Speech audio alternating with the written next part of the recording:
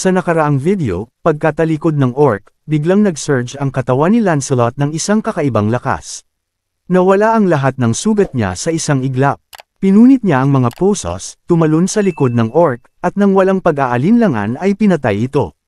Mula roon, nag-shift ang eksena papunta sa nakaraan.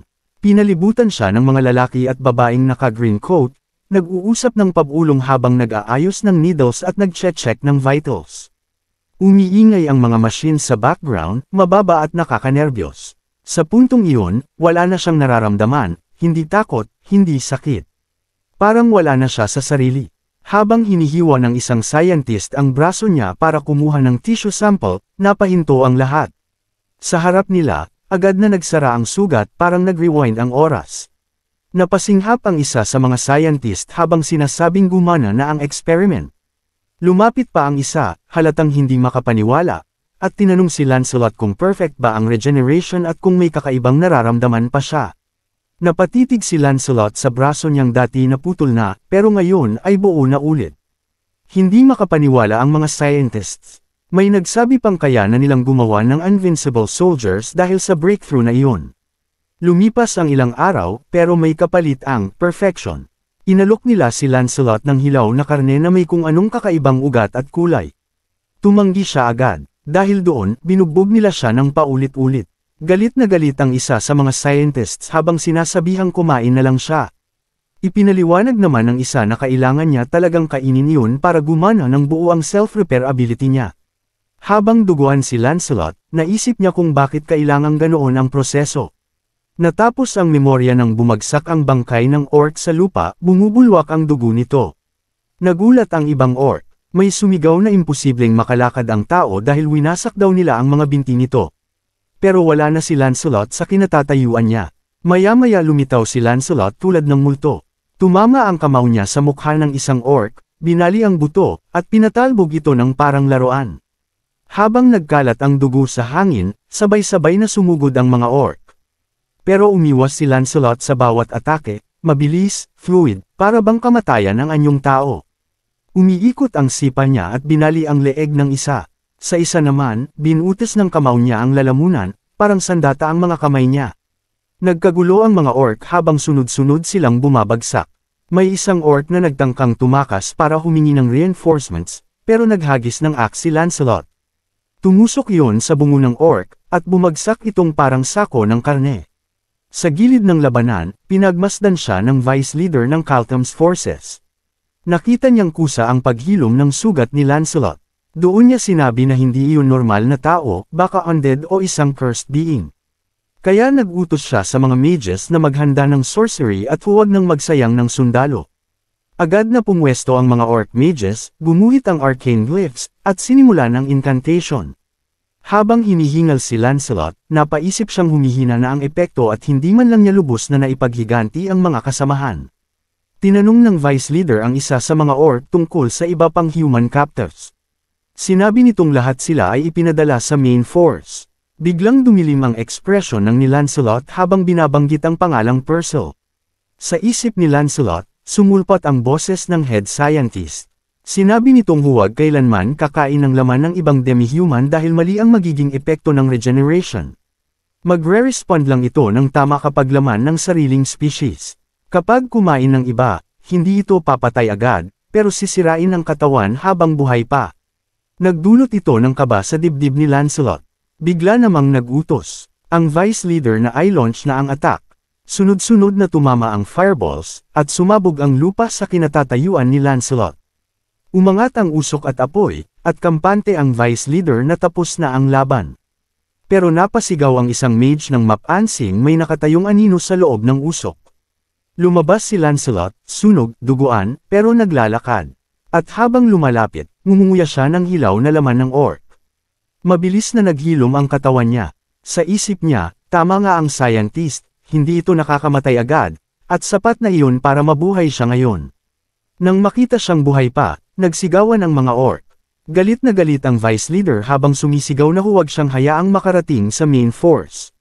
Napatras ang isa sa takot habang sinasabing kumakain si Lancelot ng laman ng orc.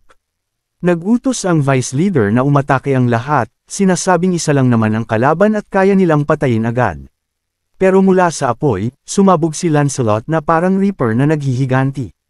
Habang ngumunguya ng laman, mabilis na naghihilam ang bawat sugat niya. Sa isip niya, sinabi niyang papunta na siya, Persil. Lumipas ang ilang sandali at natahimik ang buong battlefield. Ang tanging narinig ay ang mahihinang hingal ng mga orc na naghihingalo. Napaluhod ang vice leader habang nanginginig. Hindi siya makapaniwala na ang buong unit nila, ang pinakamalakas sa Khartoum clan, ay nilipol ng isang tao lamang. Lumapit si Lancelot, malamig ang mga mata. Itinaas ng vice leader ang dalawang kamay, nagmamakaawa. Iminungkahi niyang pag-usapan muna at nangakong kakausapin ang kanilang chief. Pero tinaas lamang ni Lancelot ang dagwang battle axe at sinabi sa tono niyang walang emosyon na hindi na kailangan. Isang hampas lang, at natapos ang buhay nito. Makalipas ang kaunting oras, nagsimula ng matuyo ang dugo sa paligid. Naglakad si Lancelot sa wasak na war camp ng mga orc hanggang matagpuan niya ang isang carriage. Binuksan niya ito, at napahinto. Sa loob, nakita niya ang mga bangkay ng villagers, magkakadikit at nakatambak na parang hayop. Napaluhod siya, nanginginig. Doon niya naintindihan kung ano ang ibig sabihin ng mga orc nang tawaging ang mga itong food supply. Tumulo ang luha sa mukha niyang puno ng alikabok. Tahimik niyang sinabi na patawad dahil hindi niya nailigtas ang mga ito, na sana siya na lang ang namatay. Sa gitna ng pagdadalamati, may mahina siyang narinig na tumawag sa pangalan niya. Pagtingala niya, nakita niya si Persil, halos hindi makahinga, duguan, at nakasandal sa gilid ng carriage. Bahagyang lumiwanag ang mga mata nito nang makita siya. Samantala, habang abalang nagdadala ng mga supplies at equipment ang mga tao, pinapanood ni Miles ang paligid na may kakaibang nostalgia. Sinabi niya kay Two Ons, ang maliit na nilalang na kasama niya, na tingnan ang mga malalakas na lalaking naghahakot na parang masunurang underlings. Idinagdag niyang minsan ay may ganoon din siyang mga tauhan, noong isa pa siyang Demon King, at balang araw babawiin niya ang dati niyang glory. Tumahol ng isang beses si Two Ons. Kumunot ang noo ni Miles at hinayla ang buhok nito sa biro, sinasabing lately ay masyado raw dry ang mga sagot nito. 2 tahol ang isinagot ni Two Ons, kaya lalo siyang nagreklamo, sinasabing pati ba naman ay sumasagot na ito ng pabalik. Lumapit si Patrick at tinanong sila kung ano ang ginagawa nila. Tumalikod si Miles at tinanong kung okay ba talagang may ganitong karaming outsider na naglalakad sa loob ng dungeon. Sinabi ni Patrick na hindi rin siya kampante pero dahil hindi naman sila mula sa rival faction, walang naglalakas loob magreklamo sa boss ng Great Evil Dungeon. Napaisip si Miles at sinabing minsan ay nakalilimutan niyang isa pala itong Great Evil Dungeon. Sumagot si Patrick na hindi iyon problema niya, problema iyon ng boss. Pero, nilinaw ni Miles na hindi iyon ang ibig niyang sabihin. Ang tinutukoy niya ay kung gaano kadali nakuha ni Patrick ang isang mythic grade magic tool. Naalala niya kung paano siya iniwan ni Patrick na nakahandusay sa sahig kanina. Nabanggit niya noon na gusto niyang manood ng war at kung may magic tool ba para roon. Habang nakahiga, idinagdag pa niya na medyo harsh iyon pagkatapos siyang bugbugin. Sumagot si Patrick na may nakuha siyang useful tools mula sa koleksyon ni Miss Bathory. Itinaas ni Miles ang kilay at sinabing okay iyon, pero muntik na niya raw pigilan si Patrick sa pagnanakaw at paggamit ng Crystal Orb of Obscurities, ang relic ng pangalawang pinakamalakas na Demon King. Sa puntong iyon, dumating si Miss Bathory. Sinabi niyang hindi naman dapat dumayo pa si Patrick doon dahil kaya ng mga servants niya ang paglipat ng gamit, o baka raw pumunta siya para salubungin siya ng personal. Napatingin siya kay Miles at ngumiti ng mapanukso, bumati pa at sinabing matagal silang hindi nagkita. Magalang na tumanggo si Miles. Pero ngumisi si Miss Bathory habang marahang dinilaan ang labi. Namilog ang mata ni Miles, hindi alam ang nangyayari. Umiwas si Patrick at mahina pang nagsabing proud daw siya kay Miss Miles. Lalo siyang nalito. Lumapit si Miss Bathory, tinitigan ang flawless skin ni Miles na may kakaibang intensity. Dahil sobrang uncomfortable, nagtanong si Miles kay Patrick kung ano ang nangyayari at bakit siya umiwas ng tingin. Hindi pa sumasagot si Patrick nang biglang hinayla ni Miss Bathory si Miles papalapit, nakayakap sa braso nito. Sinabi niyang ang ganoong kalinis na balat ay nangangahulugan na maganda rin ang underneath. Idinagdag pa niyang kay Miles na raw siya dahil iyon ang napag-usapan nila. Nanginginig si Miles habang nagtanong kung anong deal ang tinutukoy nito. Ipinaliwanag ni Miss Bathory na kapalit lang si Miles, isang simpleng mirror para kay Swallow at ang natitirang items ay dadalhin sa room 4. Magstay raw siya doon ng ilang araw kaya sapat na ang arrangement. Tahimik na sinabi ni Patrick na ganoon talaga ang nangyari. Sir Patrick, ikaw ang pinaka-shameless na skeleton na kilala ko. Isinusumpa kita, sana puro kamalasan ang sumunod sa iyo habang buhay. Tahimik na naibulong ni Mel's na pakiramdam niya ay betrayed, lalo pat naghanda pa naman siya ng popcorn para sa kanila. Si Miss Bathory naman ay napangiti habang lalo pang niyakap si Mel's. Sinabi niyang ang bango nito at mukhang magiging masaya ang mga susunod na araw nila. Habang naglalakad palayo si Miss Bathory kasama si Mel's, biglang sumigaw si Mel's. Binalikan siya ni Miss Bathory at pinaalalang kailangan nila ang presence niya malapit sa mirror para ma-activate ito, at babalik daw siya, pagkatapos niyang tikman muna si Mel's. Hindi napigil ang maging malungkot ni Tuons habang nakatingin kay Patrick, at napabuntong hininga siya. Sinabi niyang malungkot din naman siya, kaya huwag siyang tingnan ng ganoon. Pagkalipas ng ilang sandali, dumating sina Miss Bathory at Patrick sa isang chamber na puno ng fluffy popcorn. Napahinto si Bathory sa entrance at nagtanong kung ano yun. Ipinaliwanag ni Patrick na popcorn ang tawag dito, at si Mel's ang gumawa. Sinabi rin niyang pang-snack ito habang nanunood ng show. Naghanap si Bathory, nasaan ang little project mo? Itinuro ni Patrick ang isang malaking bunton ng popcorn, kung saan unti-unting lumitaw ang dalawang kamay, nandyan si Swallow. Napangisi si Bathory at biniro si Patrick na sobrang hirap ng buhay nito. Mula sa tambak na popcorn lumitaw ang iritang tinig ni Swallow, tinanong niya kung bakit naroon na naman si Bathory. Ipinaliwanag ni Bathory na pumunta siya dahil inimbita siya ni Patrick. Nagtaas ng kilay si Swallow at nagtanong kung sino ang nagproprotekta ng dungeon niya kung wala siya roon. Nagmalaki si Bathory at sinabing mali ang pagkaintindi niya, ang dungeon ang nag-e-exist para protektahan siya. Hindi natuwa si Swallow, pero mukhang medyo naunawaan niya. Lumapit si Bathory at tinanong si Swallow kung balak ba niyang umupo lang at walang gawin. Sagot naman ni Swallow na parami ng parami ang raids ng Empire sa kanya, at hindi rin niya gusto si Kurak, kaya mas mainam hayaan na lang silang magbanggaan. Nang marinig ito, pinigilan ni Bathory ang sarili. Tinanong niya tungkol sa time limit na ipinataw ni Swallow sa Merchant Guild Supply Raid. Sabi ni Swallow, sinabi na niya ang lahat, gusto lang niyang mas maging fun. Hindi kumbinsido si Bathory, kaya tinanong kung iyon lang ba talaga ang dahilan. Matapos mag-pause, sagot ni Swallow na curious din siya kung hanggang saan kaya makarating si Kurak. Nagbago ang usapan ng tanungin ni Swallow kung nasaan si Renee. Sagot ni Patrick, sinamahan niya si Miss Mel para eye comfort ito. Nagulat si Swallow at nagtanong kung bakit kailangan siyang eye comfort. Tahimik na napaisip si Bathory. Hindi niya mabasa si Swallow kung ang gulong nangyari ba tungkol sa food ay para lang sa enjoyment o may mas malalim na dahilan. Pinutol ng popcorn ni Patrick ang katahimikan. Nang tinikman ni Swallow, sabi niya okay naman, medyo kakaiba lang ang amoy. Biglang nag-flash ang magical screen. Tumahimik silang lahat habang nagsisimula ang palabas. Habang nakatingin sa screen, sumagi kay Bathory ang isip kung may malawak na plano si Swallow sa lahat ng nangyayari. Si Swallow naman ay interesado kung gaano nakalala ang sitwasyon. Samantala, sa gitna ng Empire, naging mabigat ang tensyon sa strategy chamber.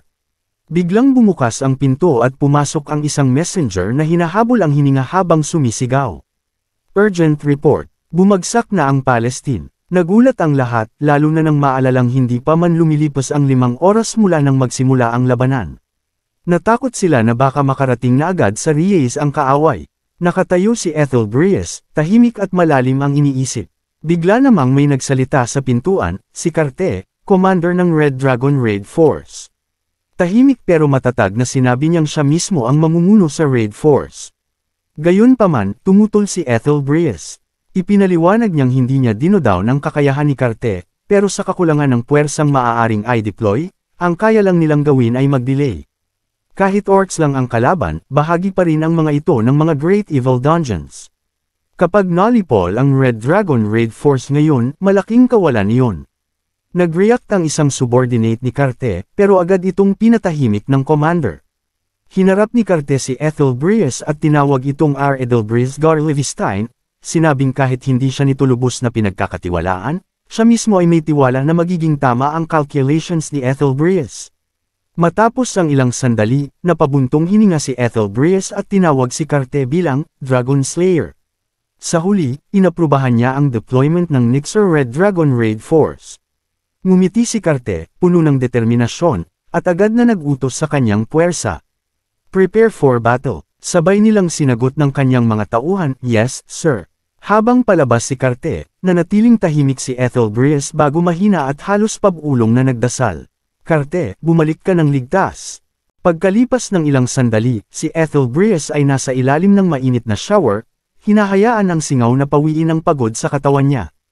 Pagkatapos maligo at magbihis, umupo siya sa velvet couch sa quarters niya, malalim ang iniisip. Para sa kanya, imposibleng bumagsak ang Palestine Fortress sa loob lamang ng ilang oras. Kahit pa mas malaki ang puwersa ng kalaban, hindi ganoon kadaling masira ang naturang fortress. Kung bumagsak ito ng ganoon kabilis, ibig sabihin, gumalaw na ang Pope Irenaea. Nagduda si Ethelbreus kung maglalakas loob ang Pope pero hindi pala nag-atubili.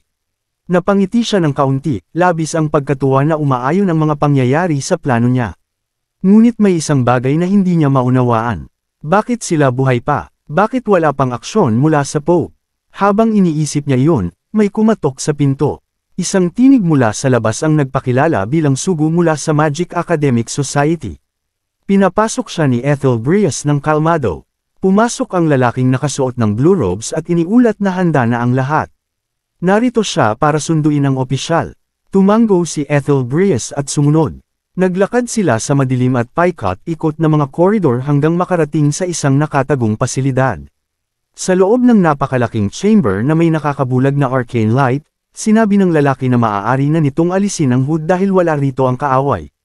Ipinakita niya ang bunga ng kanilang trabaho, mga hilera ng itim na obelisk na tila buhay, naglalaman ng pinipigilang enerhiya.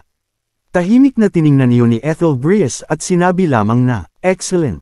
Nagpakumbaba ang lalaki at nagtanong kung ano ang gagawin nila sa infiltrator mula sa faction ng Pope. Nakalap na raw nila ang lahat ng mahalagang impormasyon, at wala na silang mapapakinabangan dito. Inutos ni Ethelbreus na panatilihin ang lalaki. Isa itong dating kanang kamay ng Pope, at kahit wala na ang dating pagkakakilanlan, maaari pa itong magamit, isang regalo. Tumawa ang robed man, mukhang nasisiyahan sa ideya na may halong drama ang susunod nilang gagawin. Nanatiling nakatayo si Ethelbreus at napaisip. Nasa posisyon na ngayon ang lahat para pilitin ang Pope na ilabas ang tunay niyang plano. Ang target, ang 36th masterpiece na mahigpit na iniingatan ng Pope. Kung matutunaw ang masterpiece na iyon, maaari nilang i-forge ang armas na kailangan nila. Ang Apocalypse. At para sa sandatang iyon, iisa lang ang magiging wielder, si Miss One. Para kay Ethelbreus, iyon lang ang tanging paraan para pigilan ang lalaking tinatawag nilang Swallow, si Mr. Devourer mismo. At siya, si Ethelbreus, ang nag-orkestra ng buong digmaang ito. Pero biglang sumakit ng matindi ang dibdib niya. Nang inag ang mga kamay niya, bumitaw sa tungkod, at bumagsak sa sahig. Umagos ang dugo mula sa bibig niya. Nagpanik ang robed man at tumakbo para kumuha ng painkillers. Habang nawawalan ng malay, hamina ang boses ni Ethelbreus. Sinabi niyang ang mga tulad niya ay hindi dapat umiiral. Ang necessary evil daw ay kasinungalingan na ginagawa para pakalmihan ang konsensya. Ang kailangan ng mundo ay isang maliit na liwanag.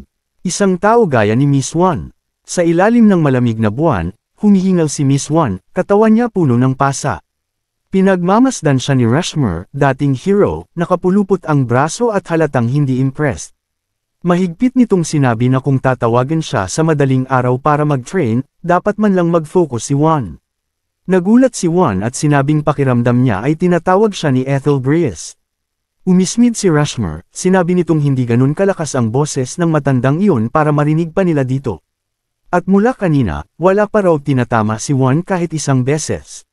Nagnungipon sa frustration umatake si One at sinubukan muling tamaan ang dibdib ni Rushmore. Sa primordial core, nagnitngit ang mukha ni Miss Bathory.